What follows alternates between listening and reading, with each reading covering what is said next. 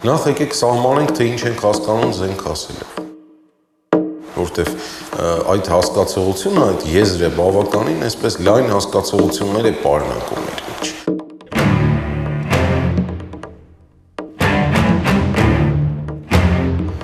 Զենք որպես միջոց ուղղված նմանի դեմ, հա, ինչպես մենք հասկանում ենք, կամ նմանին ոչնչացնելու միջոց, իհարկե, այդպիսի պատկերացմամբ զենքը բավական ուշ է ծագել։ Ու գոնե թե մեր տարածաշրջանում այդպիսի ուրեմն նմուշներ մենք ունենք սկսած ուշ պղնձի քարի տարից։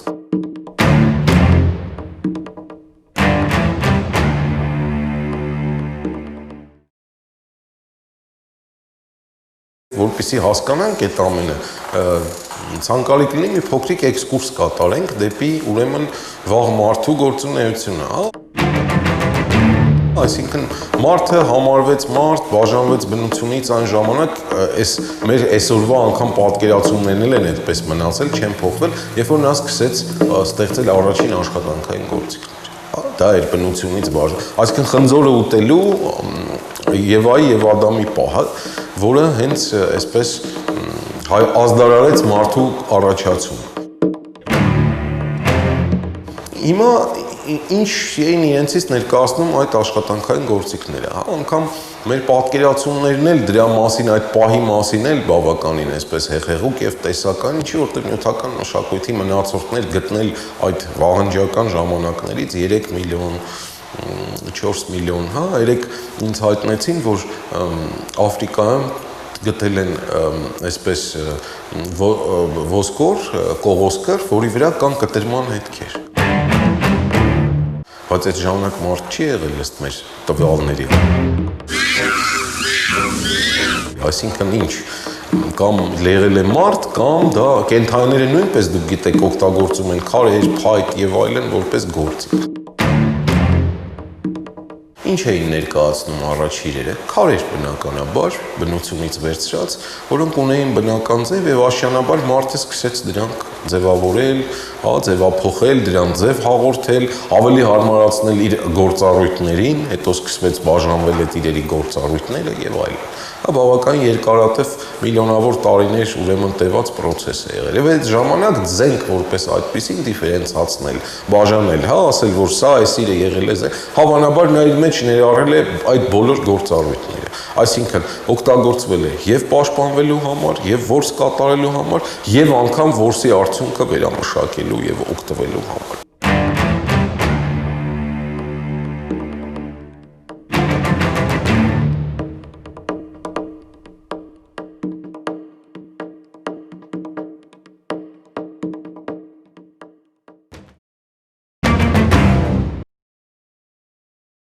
Ինչ վերաբերվում է այն պահին, որ մարդը սկսել է արդեն զենք ուղղել ոչ թե արտաքին աշխարհի բնության, այլ իր նմանի։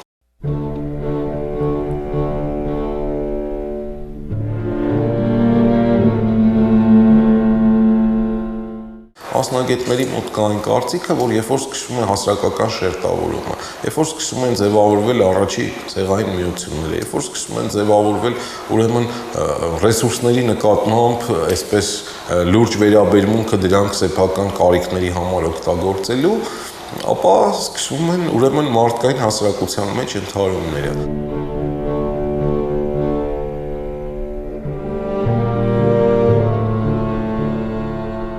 Վաղ բրոնզե դարում ձևավորվում է շենգավթյան կոչվող մշակույթը, որն ընդգրկում է վիթխարածավալ տարածք, ավելի քան 1 միլիոն քառակուսի կիլոմետր տարածք,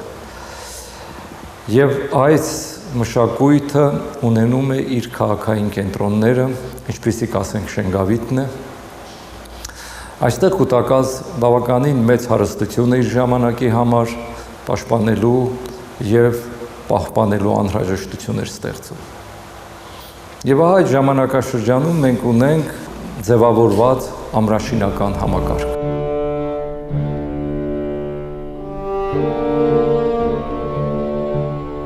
Ամրաշինությունը Հայաստանում խիստ ֆենոմենալ մի երևույթ է, որը կարելի է կոչել այսպես կիկլոպյան ամրոցներ։ Դա իհարկե ծառայական տերմին է, որը ցույց է տալիս, թե ինչ հսկայական վիթխարի քարերով են կառուցվել այդ ամրոցները։ Այսինքն կիկլոպյան ամրոցների հայտ գալու, գոնե թե Քրիստոսից առաջ 4-րդ հազարամյակի կեսերից, երբ որ սկսում են հանդես գալ այդ պաշտպանված բնակատեղի, ամրոց բնակատեղիները, պետք է ենթադրել, որ ռազմական գործի դա ծաղկման մի այսպիսի փուլ է, որն էլ իր հերթին, ինչպես գիտենք, համընկնում է մետաղի, ուրեմն լայն, այսպես կիրառության, բրոնզի եւ պղնձի լայն կիրառության հետ։ Այս նույն ժամանակաշրջանում Շենգավիթ բնակավայրում հանդիպում են տարատեսակ զենքեր, որոնցից առավել լայն տարածում ունեին նետասլակները։ Դրանք փոսիկավոր համվածքով կամ պոչուկավոր նետասլակներ են, ինչպես նաև հարթ կտրված հիմքերով նետասլակներ, որոնք ամենայն հավանականությամբ տարբեր ռազմական նպատակներ էին հետապնդում։ Մի բան որոշակի է բոլոր դեպքերում։ Մտածված էր այնպես, որ ծայրակալը նետի թշնամու մարմնի մեջ փաստորեն թաղվելով, երբ հանում էին փայտե պոչը, ապա նետասլակը թաղված էր մնում մարմնի մեջ, անվերապահորեն հասցնելով խոցվածին կամ մահվան կամ հաշմության։ Սա դաժան իհարկե միջոց էր թշնամիներից ազատվելու, բայց նաև ռազմական առումով բավականին մեծ նվաճում էր։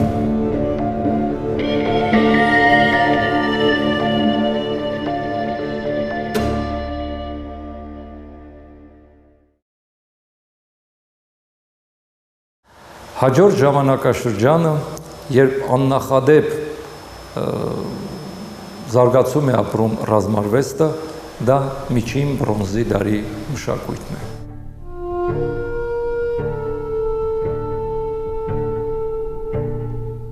Եվ հավանաբար հենց այդ ժամանակվանից զենքը որպես այդպիսի գաղափար նմանին ոչնչացնելու, թշնամու դեմ ուղղելու այդ միջոց սկսում է աստիճանաբար ծաղկում ապրել։ Ինչ կարող եմ ասել, այդ իրերը պիտի կրկնեին քարի նմանակները բնականաբար։ Դրանք արդեն պատրաստվում էին այսպես։ Սկզբից հում պղնձից, այսինքն մարդը երբ որ սկսեց մշակել մետաղը, նա սկսեց մշակել այն մետաղները, որոնք մաքուր տեսքով բնության մեջ հանդես էին գալի, պղինձը եւ ոսկին։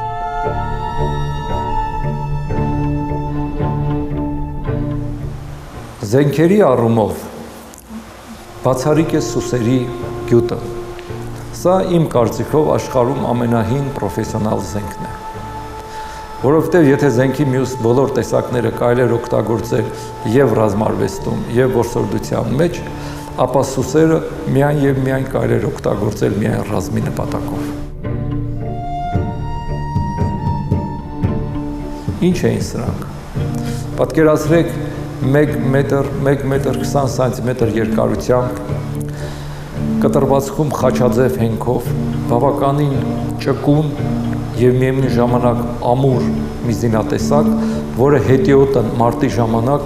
փաստորեն վիթխարի առավելություններ տալիս սուսերի տիրոջը։ Վերջերս կատարվեց վերին նավերից հայտնաբերված սուսերի սպեկտրալ անալիզը։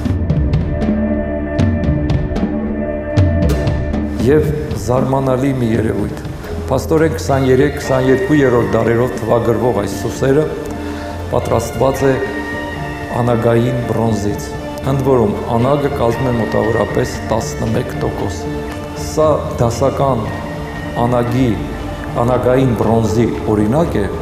որը ամբողջ հին արևելքում լայն տարածում է գտնում ընդամենը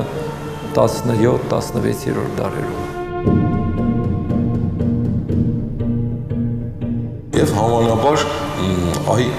սկզբնական շրջանում զենքը ուներ բավական մեծ արժեք, որովհետև սահմանափակ քանակությամբ կարելի էր դա արտադրել, մետաղը ինքնին շատ դժվար ձեռք բերովի նյութ էր, շատ թանկ էր եւ բնականաբար զենքի լավագույն տեսակները պիտի պատկանեին այն հավանաբար ցեղապետերի առաջատար ռազմիկներին։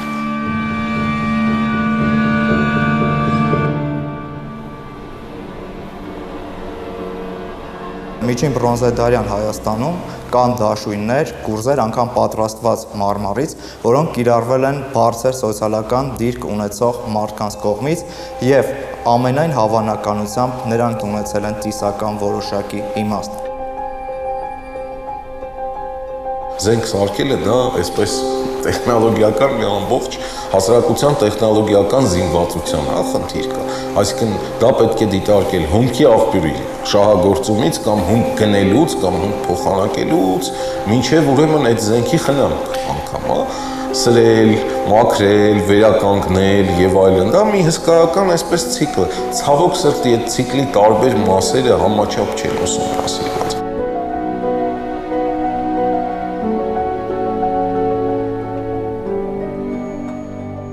Անչափ կարևոր տեղեկություն է տալիս Թռեղ Վանաձորյան մշակութային փուլին պատկանող Քարաշամբի գավաթը։ Գավաթը արծաթից է պատրաստված, գտնվել է Քարաշամբի վերգետնյա դամբարանից եւ Հին Հայաստանի բրոնզեդարյան մշակույթին պատկանող մշակութային եզակի նմուշներից մեկն է հանդիսանում։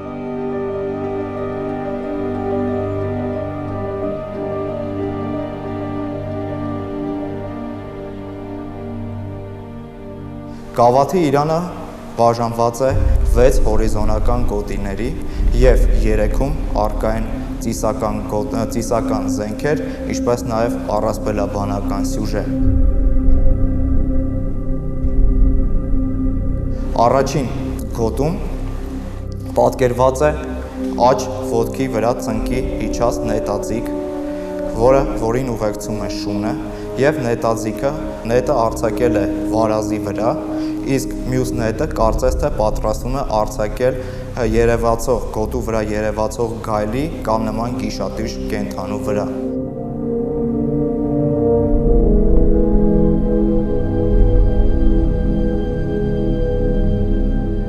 Շատ հետաքրքիր է Քարաշամբի արծաթե գավաթի երկրորդ գոտին, որտեղ արդեն կան հստակ ծիսական հարարողություններ։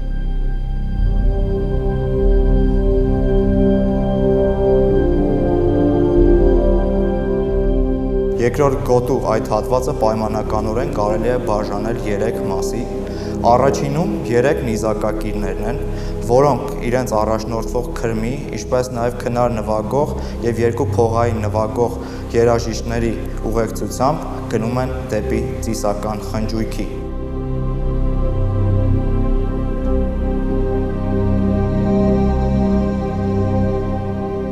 Երկրորդ տեսարանը դա խնջույքի տեսարանն է, որտեղ գահավորակի նստած առաջնորդով ամենայն հավանականությամբ քրմապետն է,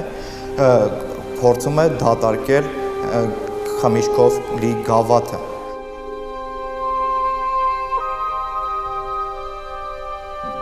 Այնուհետև պատկերված են 3 քրմեր, որոնք կատարում են ինչ-որ ծիսական արարողություններ, իսկ 4-րդ քուրմը բերում է մատաղացու եղջերուին, որին պետք է զոհաբերվեն այդ ծիսական արարողության ժամանակ։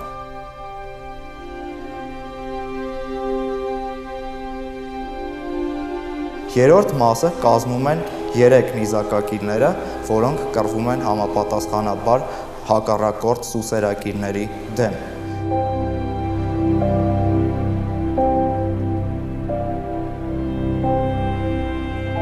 Քարաշամբի գավաթի երրորդ գոտին պայմանականորեն բաժանվում է 5 մասի։ Առաջին մասում առաջնորդը նիզակահարում է հակառակորդ զորքի զորահրամանատարներից մեկին։ Երկրորդ մասում կարծես թե առյուծը հոշոտում է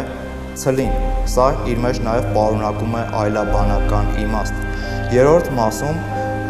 ընկած են գլխատված եւ մահապատժի ենթարկված թշնամու մարմինները եւ առյուծագլուխ արծիվը, որը նաեւ հավանաբար եղել է անդրաշխարհի տիրակալը, նրանց ուղեկցում էր դեպի անդրաշխարհ։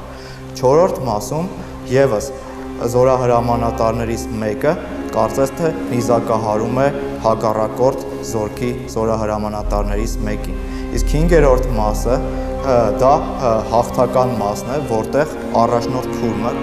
այսպես հաղթականորեն նստել է գահավորակին, ձեռքը բռնել է ծիսական սակրը, որը խորհրդանշում է նաև իշխանության նշան, իսկ նրա դիմաց գլխատված հակառակորդի գլուխներն են, այնուհետև ավարը վահաններ, սուսերներ, ինչպես նաև նիզակներ։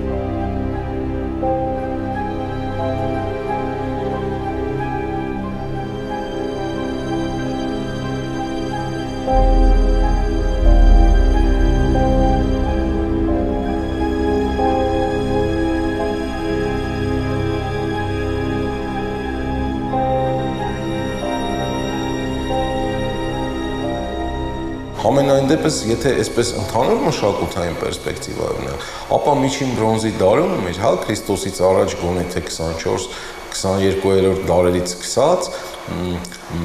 այսպես օտարածին տրաֆերին իրերի քանակի հստակ աճը մի բան է ցույց տալիս, որ հասարակության մեջ որոշակի խավ ինտենսիվորեն մասնակցում է այս կամ այն երկրի հին աշխարհի պետությունների միջև տեղի ունեցող ընթարումներին եւ անընդհատորեն արդեն ռազմիկի դերը հասարակության մեջ ընդհանուր պիտի աճի եւ այդպես էլ պիտի լինի, ինչի որտեւ պաշտպանի ռազմիկի, այսպես ոնց ենք ասում մենք հիմա երկրապահի դերը պիտի մեծանար այդ ժամանակ, քանի որ արդեն սեփականություն կար, անքավայրերի նկատմամբ սեփականություն կար, շահագործման եւ այլն։ Այս սոցիալական խմորումների հետ զուգահեռ նաեւ պիտի զարգանար այդ ամեն ինչը։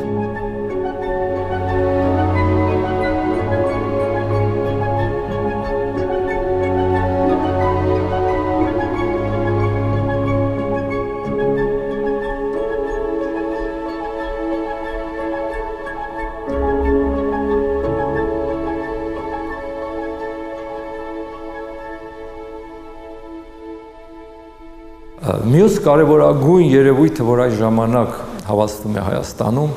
դա ձիու ընտելացումն է եւ ռազմի նպատակով կիրառումը։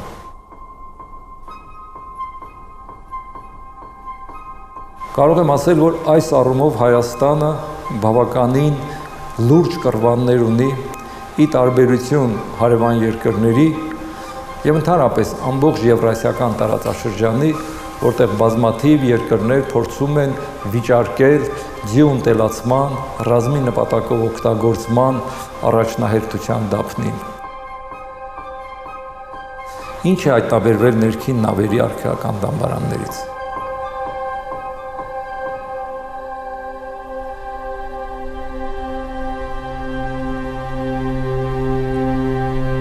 Բոլոր արքայական դամբարաններում առկա են երկու զոհաբերված ձիերի ոսկորներ։ Ընդ որում, այդտեղից հայտնաբերված նաև ձիու էքսկրեմենտի վերլուծությունը ցույց է տալիս, որ դա ընտելացված ձի եղել, ոչ թե վայրի։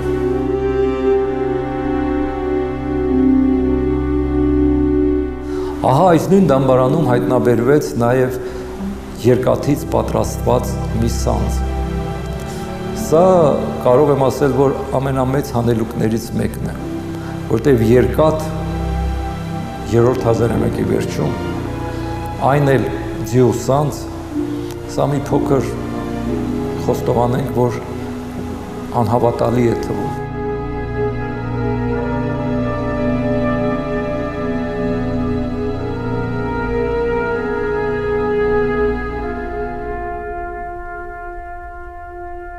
Բայց միևնույն ժամանակ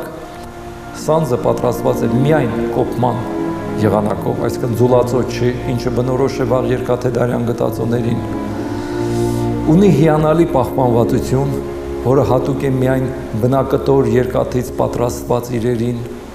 եւ վերջապես քիմիական տարալուծումը, որը կատարվել է Գերմանիայում, ահա այնտեղից եկած տվյալների համաձայն այս սանձի քիմիական կազմը միանգամայն համապատասխանում է այն երկաթեյրերին, որոնք վերաբերվում են 3-րդ հազարամյակի երկրորդ կեսին եւ որոնք հայտնաբերվել են Դորակ եւ Ալաջահույուկ կոչվող հուշարձաններից։ Այսինքն փաստերը կարծես թե գալիս են վկայելու այդ մասին, որ այդ սանձը վաղ ծագում ունի։ Եթե դա իրոք այդպես է, ապա կարող ենք հստակ ասել, որ սա ամբողջ աշխարհում ամենահնագույն մետաղե սանձի նմուշն է։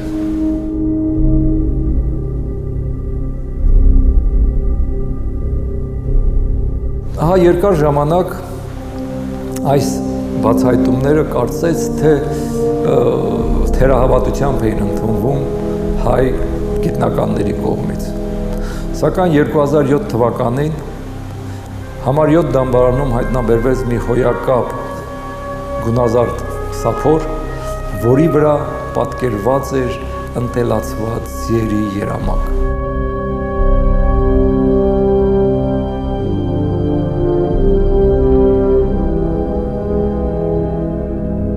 Սա գիտեք, որպես ընտելացված ձիերի պատկեր հնագույնն է ամբողջ տարածաշրջանում, ամբողջ հին արևելքում։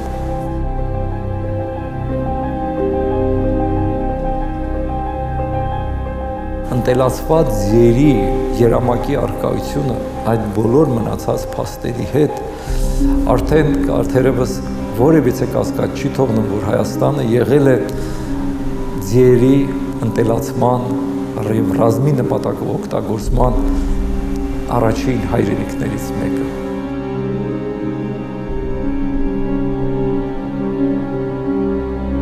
Մյուս կարևոր հայտնագործությունը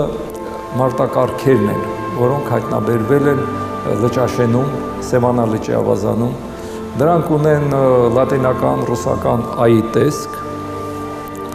եւ որը համարվում է ընդհանրապես հնագույն տիպը ռազմակառքերի։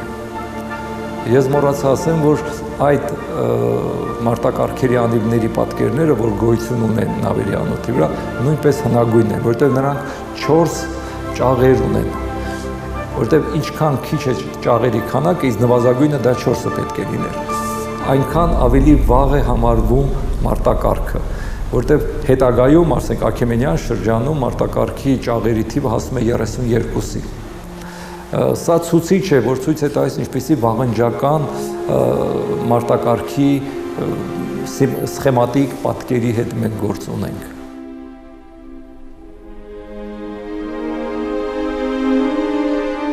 Տարբեր հնագիտական հուշարձաններից գտնվել են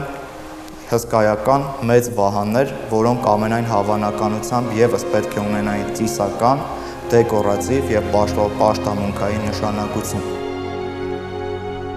Այդ առումով հատկապես ուշագրավ է Վանի մոտ գտնվող Անձավ հնագիտական հուշարձանից գտնված վահանը։ Վահանի մի հատվածի վրա կա աստվածների շարք, որոնք ևս իրենց զենքերով են, բնականաբար այդ զենքերը ևս կրել են ծիսական բնույթ, իսկ 3 աստվածները իրենց զենքերից զատ պատկերված են նաև իրենց սիմվոլներով։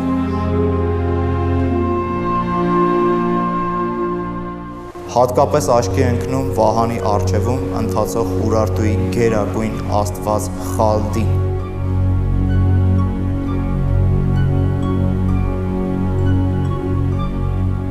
Խալդին մի ձեռքում բռնել է նետ, պատկերված է ամբողջությամբ բոցերի մեջ, իսկ մյուս ձեռքում բռնել է իր սրբազան, ծիսական և պաշտամունքային նիզակը,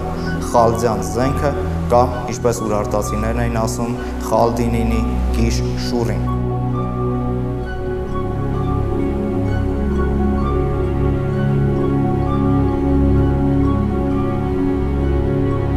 Նիզակը լայնորեն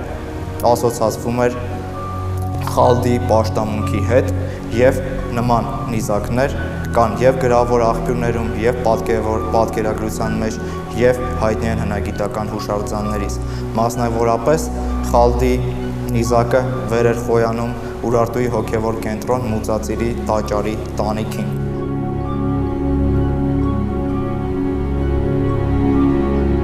Ռազմարվեստի մակարդակի մասին մեզ արդեն պատկերացում են տալիս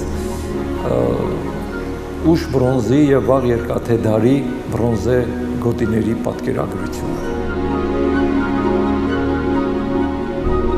Սա մի շատ հետաքրքիր երևույթ է, որտեղ մարդու ամենախոցելի տեղը որովայնն է և հնուց ի վեր փորձել են պաշտպանել այդ անպաշտպան հատվածը և լայն տարածում է ստանում ռազմական գոտիների արվեստը։ Սրանք ինչ-որ խոշոր եղջայրանասունների, ասենք գոմեշի կամ ցուլի կաշվից պատրաստված գոտիներ էին, բավականին լայն, որոնց վրա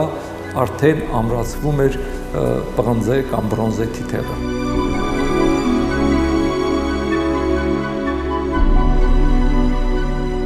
Այս գոտիների վրա կատարված են բավականին հետաքրքիր պատկերագրություններ, դիցաբանական, ռազմարարվեստի մասին, որսի տեսարաններով եւ այլն։ Բայց ամենից կարևորն ու ուշագրավը Ստեփանավանից հայտնաբերված գոտին է, որտեղ պատկերված է ամբողջ ռազմի մի տեսարան։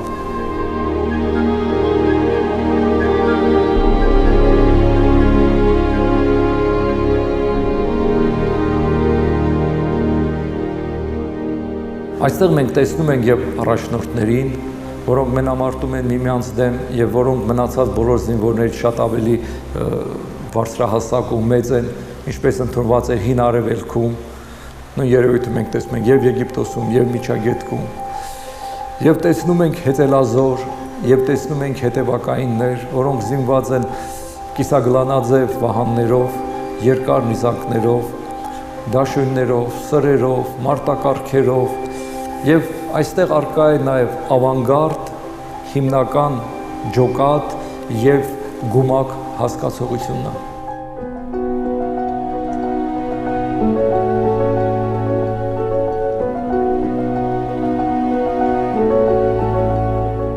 Այսինքն ռազմազվեստի առումով այս բացառիկ գտածոն, այս բացառիկ գոտին ցույց է տալիս, որ հին Հայաստանում նման կառուցվածք ունեցող զորքով ոչ միայն կարող էին հաջողությամբ պաշտպանվել թշնամուց, այլ նաև կատարել բավականին հեռագնա արշավանքներ, նվաճել նորարար տարածքներ եւ նման բանակով Հայաստանը իրոք կարող էր ահ ու սարսափ հանդիսանալ հարևանների համար։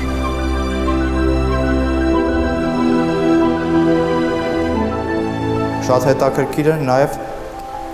տարբեր ծեսերում զենքը լվանալու արարողությունը։ Դրանով նրանք մաքրագործվում էին,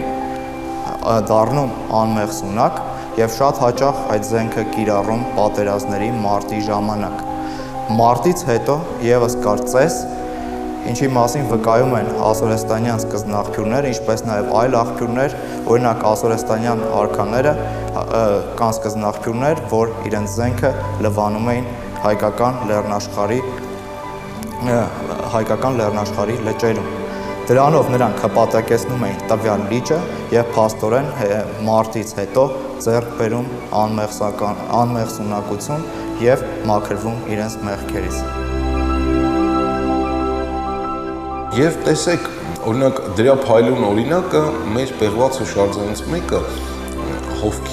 հովքի քարայրը, ինչ պահ ունի։ Մենք այնտեղ ունենք ուրեմն պատրաստի իրեր միայն, այդպիսի սրածայրեր եւ քարանձավային արջի բեկոտված ժանիքներ։ Այ ես երկար մտածել եմ, ինչու են բեկոտում քարանձավային արջի ժանիքը եւ ասենք, չէ որ դա ինչ որ այսպես տնտեսական, հա, կամ օգտակար ակտ լինել չէր կարող։ Եվ հետո ես հասկացա, որ ասենք ինչպես կարող էր մարդը մտածել, տեսեք, ինքը հասկանում է մի բան, իր ստեղծած իրը, իր ստեղծած զենքն է, որ իր ուժն է ներկայացնում, հա։ Այսօր որ երկրներին են հարգում, որոնք ունեն առաջատար զենքեր, հա։ Այսինքն դրա միջոցով ինքը սկսում է գալ ինքնագիտակցում, որ իր այսպես դիրքը բնության նկատմամբ դա իր ստեղծած իրն է, արհեստական ստեղծած այն Մաուգլիի մեջի ժելեզնի զուբ, դա դրված իր է, եւ նա հասկանում է, որ դրանով նա հաղթում է բնության շատ ուժեր։ Մյուս կողմից քարանձավային արջը, որը կերակրա օղակում, Պիշիվոյց հետ կոչվածում ամենաբարձր դիրքը ունի եւ այդ լեռների թագավորն է, այսինքն նրանց հուշկու կենթանի չկա, եւ հանկարծ ինքը կարողանում է որսել այդ կենթանին։ Իսկ կենթանու մոտ դուք շատ լավ գիտեք, ամենահուշկու այսպես արտահայտող բանը դա ժանիքն է։ Հիմա այսպես, բեկոտել արջի ժանիքը, այսինքն այն զենքը, որում դա նշանակում է հավասարվել, ինձ թվում է այդ երևույթին։ Իհարկե այդ առումով զենքը արդեն կատեգորիա է, ինստիտուցիոնալ նշանակություն ունի, այդ կատեգորիա։ Այսինքն այսպես ինքը սկսում է դառնալ անկախ կատեգորիա, իսկ երբ որ սկսում ես հավաքել այդ կատեգորիան եւ կառավարել, դա արդեն կրում է ինստիտուցիոնալ բնույթ, որը կոչվում է բանակ, որը կոչվում է պաշտպանություն, տեսեք մի շատ հետաքրքիր փաստ։ Բոլոր երկրներում ռազմական նախարարությունները կոչվում են պաշտպանության նախարարություն։ Ոչ մի նախարարություն չի կոչվում հարցակման նախարարություն, բայց իրականում դա քաղաքականություն է, իրականում այդ նախարարությունը ունի երկու գործառույթն էլ եւս, եւ պաշտպանում է եւ հարձակվում է։